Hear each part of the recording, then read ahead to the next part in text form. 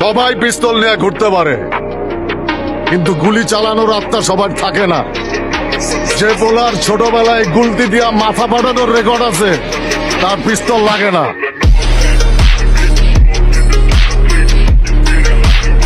সাবেক প্রধানমন্ত্রী বেগম খালেদা জিয়া ভীষণ অসুস্থ, সংকটাপন্ন অবস্থায়। আমরা দোয়া করি আল্লাহ যেন শেফা দান করে, আমিন করুন। বিশেষ করে সাবেক প্রধানমন্ত্রী খালেদা জিয়া অসুস্থ সংকটাপন্ন অবস্থায় আল্লাহ মেহেরবানি করে ওনাকে পূর্ণ সুস্থতার সাথে নেকায়াত দান করে দেন।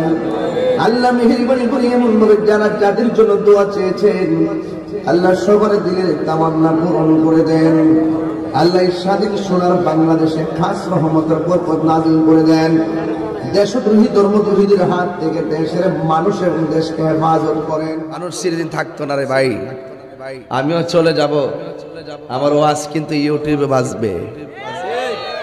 হাফেজ তুফাজ্জল হোসেন বৈরবী সাহেবের ওয়াজ আছে না নাই? তিনি কি আর আছে? কথা না, তিনি কি আর আছে?